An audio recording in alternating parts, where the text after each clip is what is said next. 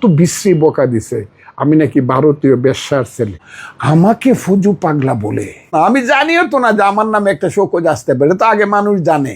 আমি কোনোদিন ভাবি নাই দল আমাকে সাসপেন্ড বা এক্সপেল করবে, এটা কোনোদিনই ভাবি নাই ভাবনার মধ্যেও। ফজা পাগলা ভুয়া মুক্তিযোদ্ধা, প্রমাণ আছে, আজকে প্রমাণ করে দেব। আমি 1971-এর ঘটনাকে মুক্তিযুদ্ধ বলি না, কারণ যেই যুদ্ধে আমাদের মুক্তি ঘটে না তারে মুক্তিযুদ্ধ বলাটা ভণ্ডামি। আর আরেক রাষ্ট্র এসে আমার মুক্ত করে দিয়ে যেতে পারে না, তাই তো ঘটিছে, তাই না? 1971-এ কারণ কইতে পারে 1971-কে আমরা তাইলে কি বলবো? সবচেয়ে ভালোভাবে বলা সম্ভব বাংলাদেশের জন্ম। এই বাংলাদেশের জন্ম ইতিহাসের অংশ, এই জন্মকে আমাদের জাস্টিফাই করতে হবে, তাইলেই বাংলাদেশ রাষ্ট্র টিকবে। না হলে বাংলাদেশ টিকে থাকার মরাল অথরিটি থাকবে না, নৈতিক যে অথরিটি সেটা থাকবে না। যাই হোক, সেই আলাপ আমি পরে করব, আজকে না।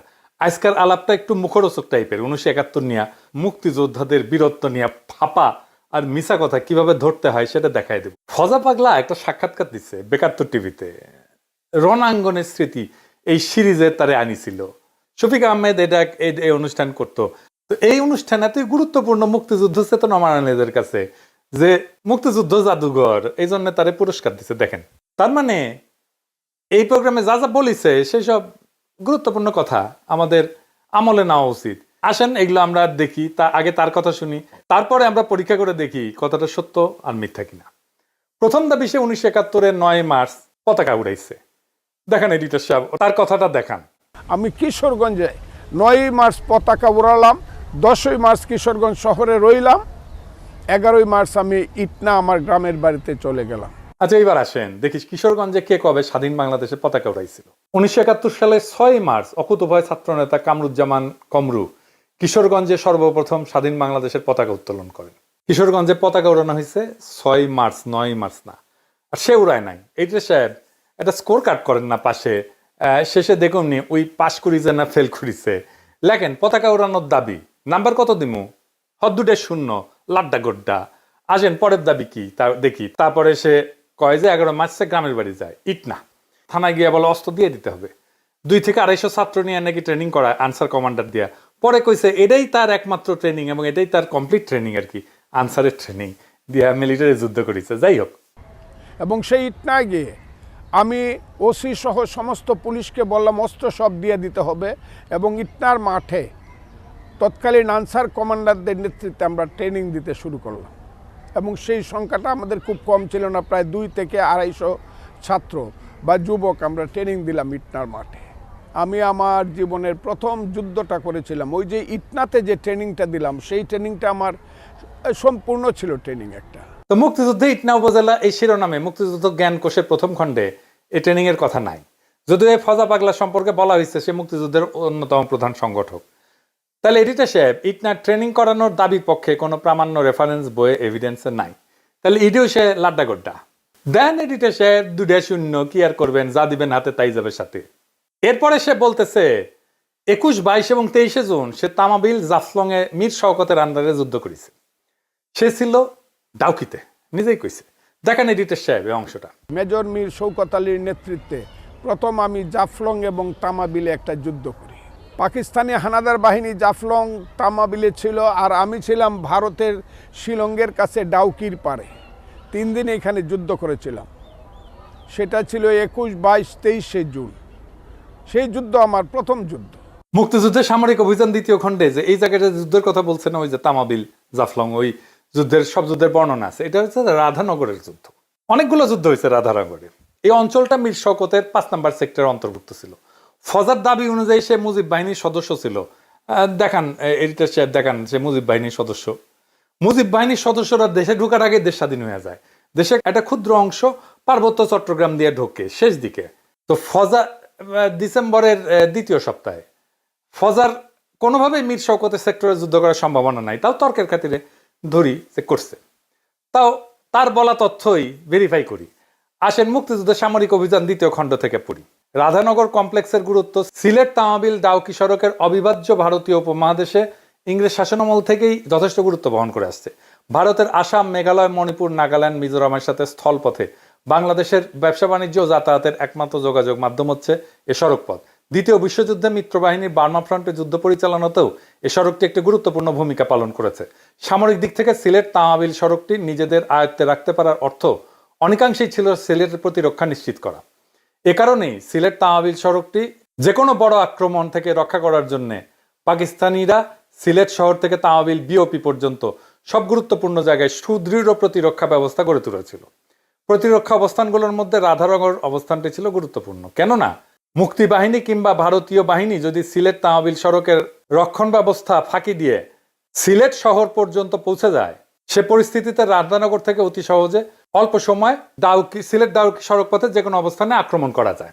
তো এই ডাউকি ঘাট অঞ্চলের অবস্থান দখল করে রাখার জন্য রাধানগর ছিল একটা গুরুত্বপূর্ণ জায়গা। সহজ ভাষায় রাধানগরের অবস্থানটা সিলেট তামাবিল ডাউকি শিলং মহাসড়কের এতই কাছে ছিল যেখান থেকে যে কোনো ধরনের বড় ধরনের বিপর্যয় ঘটানো সম্ভব ছিল। আর সেই লক্ষ্যে দীর্ঘ 8 মাস ধরে পাকিস্তানিরা রাধানগরের চারিদিকে এক বিস্তৃত এলাকা জুড়ে একটা শক্তিশালী সুসংহত প্রতিরক্ষা ব্যবস্থা গড়ে তুলেছিল। 21-22 কোনো যুদ্ধ হয় নাই। 23শে জুন পাকিস্তানিরা আক্রমণ করে রাধানগর দখলে নেয়। তো উই তাইলে যুদ্ধ করিছে, তাহলে তো হারিছে উই, কিন্তু 21-22 যুদ্ধ হয় নাই। 27শে জুন মুক্তিবাহিনীরা আক্রমণ করে কিন্তু পরাজিত হয়ে পশ্চাৎপসরণ করে। 13ই জুলাই জাফলং এ একটা যুদ্ধ হয়, এটাকে মুরিয়ার যুদ্ধ বলা হয়। যে দেখেন, তাইলে ওই যুদ্ধের কোনো কথা আছে? ডাউকি ইন্ডিয়ার মধ্যে, ডাউকিতে একটা মুক্তিযোদ্ধা ক্যাম্প ছিল, সে আছে ডাউকিতে। ডাউকি থেকে সে যুদ্ধ করতেছে জাফলং আর তামাবিলে। এইটা সাহেব গুগল ম্যাপে ডাউকি তামাবিল আর জাফলং দেখান তো। তামাবিল আর জাফলং দুই দিকে না, আর মাঝখানে ডাউকি, দেখেছেন? এইভাবে মিলিটারি অপারেশন করে, দুই দিকে মিলিটারি অপারেশন হবে, আর ওই ডাউকি থেকে ওই যুদ্ধ করছে। হ্যাঁ, ওই ডাউকি থেকে ওই দুইটা জায়গার দূরত্ব প্রায় 10 কিলোমিটারের মতো। মানে এটা ছেলে খেলা। আচ্ছা ভাই, আর্মির লোকজন আছে না, আপনারা কেন চ্যালেঞ্জ করেন না এসব বালসাল? তাহলে এডিটর সাহেব, জাফলং এ লাড্ডা গুড্ডা, তাই না? শূন্য। এইবার আসেন করিমগঞ্জ আর তরাইল থানা মুক্ত করা। এইটা সাহেব দেখানো কি কইছে আগে। আমরা করিমগঞ্জ থানা, তারাইল থানা আমরা দখল করলাম, তাদের সমস্ত অস্ত্র নিলাম, তারাইল থানা মুক্ত করলাম, করিমগঞ্জ থানা মুক্ত করলাম। ভিতরে এই যুদ্ধগুলো আমাদের করতে হয়েছে। করিমগঞ্জ থানাকেও মুক্ত করে নাই। 14ই ডিসেম্বর তারা রাজাকাররা ছাইড়ে চলে যায়, তারপরে পুরা করিমগঞ্জই মুক্ত হয়ে যায়। এটাকেও মুক্ত করে নাই। তাইলে এখানেও লাড্ডা গুড্ডা। করিমগঞ্জ থানা লাড্ডা গুড্ডা। তরাইল থানা মুক্তিযুদ্ধ জ্ঞান কোষে তরাইল থানা মুক্ত করার যুদ্ধের কথা আছে, সেটাও আছে। তরাইল থানা পাক হানাদারদের সঙ্গে মুক্তিযুদ্ধদের 3 বার যুদ্ধ হয়। একবার তারা দখল করার পরে পাক বাহিনী আবার এটা যে পাল্টা দখল করে নেয়। অক্টোবর মাসের প্রথম দিকে মুক্তিযোদ্ধারা থানা দখল করে, নভেম্বর মাসের শেষ দিকে হানাদাররা আবার তা দখল করে নেয়। 14ই ডিসেম্বর মুক্তিযোদ্ধারা পুনরায় দখল করে স্বাধীন বাংলার পতাকা উত্তোলন করে, একেবারে স্বাধীন হয়ে যায়। ওই কোসে আর নাকি যুদ্ধই করা লাগেনি, ফায়ার বললেই নাকি পলায় যেত। তরাইল থানা দখলে 3 বার যুদ্ধ করতে হয়েছে। ফায়ার বললে কেউ পলায় যায় নাই। ফায়ার বললে থানা ছেড়ে পলায় যাইতো। সে আসতেছে শুনলে নাকি কাঁপতো। দুনিয়া কেউ শুনেছেন একটা গেরিলা অপারেশনে যাওয়ার আগে জানায় অপারেশনে যায় কেউ? ওই তো যুদ্ধের বেসিকই জানে না। আগে সে আসতেছে এটা জানায় দেয়, জানায় দিয়ে অপারেশন করে কেউ। বালসাল যা বলে বাঙ্গুরা সেটা খায়। সে নাকি কান ধরে উঠবাস করে ছাইড়ে দিছে। এডিটর সাহেব শোনান। কিন্তু খুব সত্য করে বলতে গেলে বলতে হয়, আমার নাম শোনার সঙ্গে সঙ্গেই রাজাকাররা পালায় যেত। ফজলু কমান্ডার আসিতেছে, এই কথাটা তাদের কাছে আগুনের মতো মনে হইতো যে কেউ বাঁচবো না, কাজে সবাই পালিয়ে যেত। কাজে কোনো থানা দখল করতেই আমাকে ওইভাবে যুদ্ধ করতে হয় নাই। খালি একটা ফায়ার বলার সঙ্গে সঙ্গে একটা ফায়ার দিলেই বুঝছে যে আমাদের জীবন হবে, রাজাকাররা পালিয়ে গেছে। ওসিদেরকে ধরে আনছি, সিউদেরকে, তখন সিউ ছিল, তাদেরকে ধরে এনেছি গাঙ্গের পাড়ে কোথাও স্কুলের সামনে কান ধরে উঠবস করে 10টা বেতের বাড়ি দিছি। জীবনে আর কোনোদিন থানায় আসবি না, ছেড়ে দিয়েছে।